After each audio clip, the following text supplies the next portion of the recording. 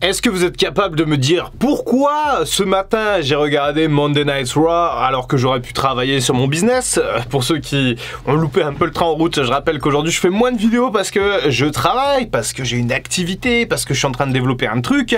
Et bah ce matin je me suis dit c'est mardi, et si on regardait Raw et si on en parlait à la commu? Donc nous y voici, un petit Raw récap. Alors non, je vais pas voler cette appellation puisque je crois qu'elle existe déjà. On va dire que c'est la consultation de Raw comme c'était appelé avant. Je ne garantis pas de le faire chaque semaine, je ne garantis rien, vous savez maintenant ce que c'est sur Dr Wrestling. Je suis au feeling, au plaisir avant tout, et je ne fais aucune promesse. Si ça doit arriver, ça arrive. Alors hier soir, Raw était à Seattle et grande première surprise, 50% du roster était présent à cause de problèmes de transport, et donc on va jouer sur ça toute la soirée.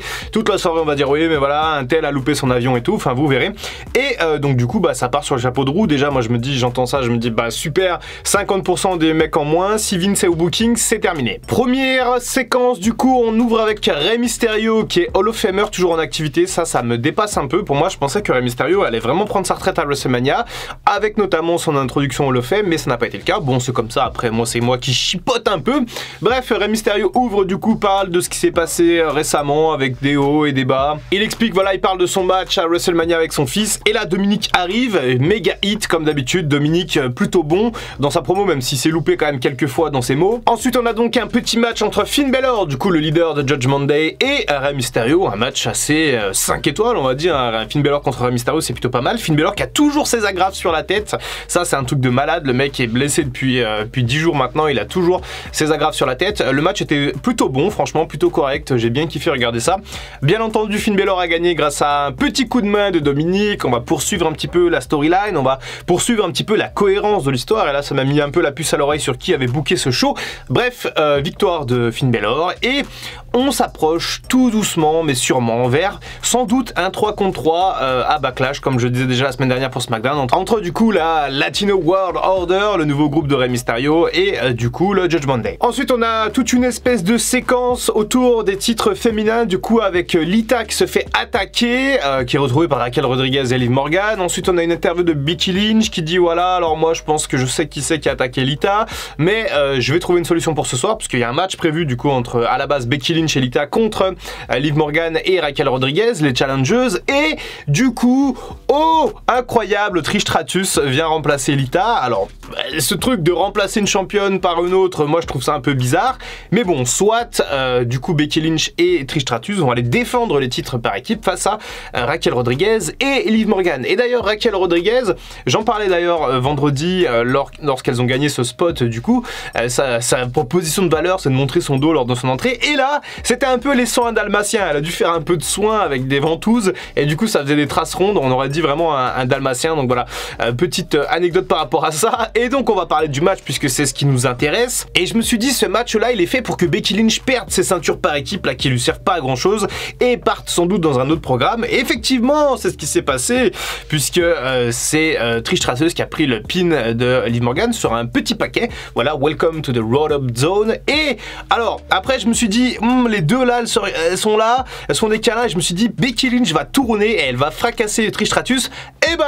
Et ben non, c'est Trish Stratus qui a tourné sur Becky Lynch et qui du coup va entamer une espèce de rivalité sans doute jusqu'à Backlash entre Trish Stratus et Becky Lynch.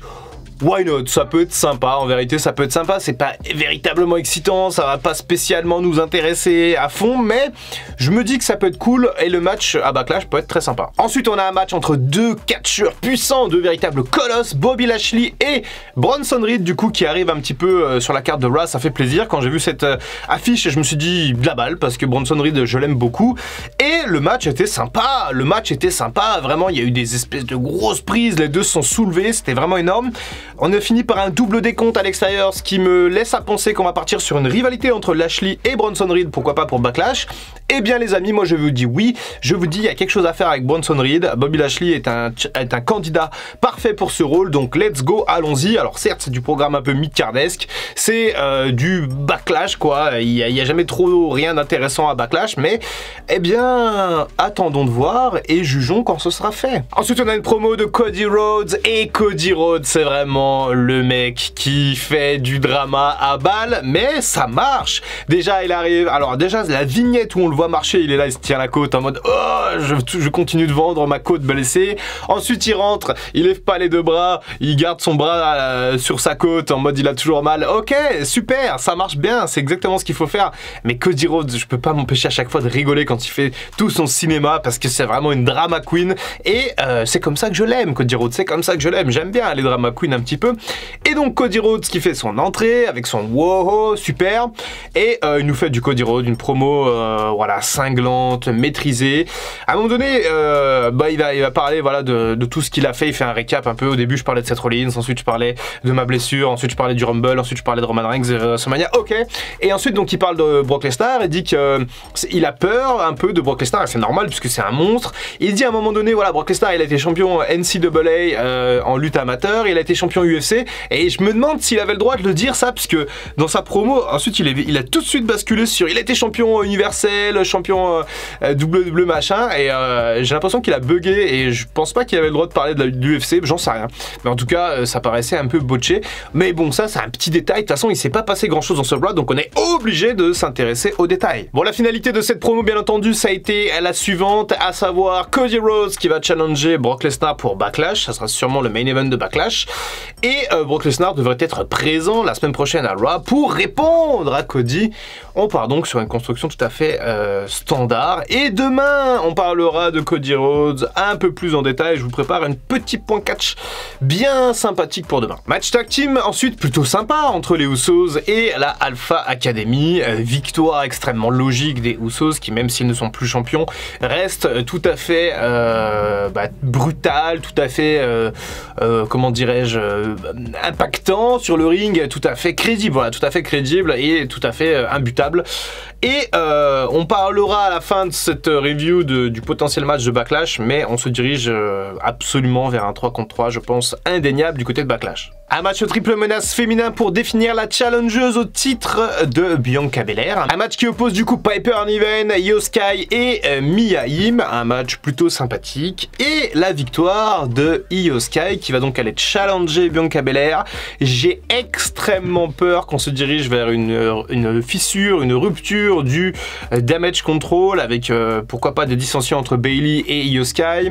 Le fameux bras droit, la fameuse seconde main qui va aller affronter la championne. Ça, on connaît un peu l'histoire. Généralement, ça ne plaît pas au chef de clan. Et donc, voilà, j'ai des petites appréhensions par rapport à ce qui pourrait se passer concernant Io Sky et Bayley. En tout cas, je suis très content pour Io Sky, qui est une catcheuse absolument géniale. Moi, je la trouve géniale.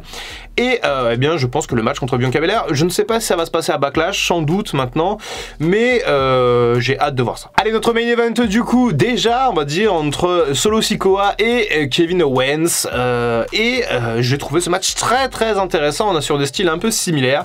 Il y a eu quelques belles séquences entre Solo et Kevin Owens. Donc, globalement, ce match n'a servi qu'à mettre en place la rivalité qui est déjà en cours depuis vendredi entre la Bloodline et Kevin Owens, Sami Zayn et un autre camarade, puisqu'à la fin de ce match, Solo Sikoa va donc faire un Samoa Spike à Kevin Owens et remporter le match. Ensuite, les Usos vont arriver et s'occuper de Kevin Owens comme d'habitude, c'est toujours pareil.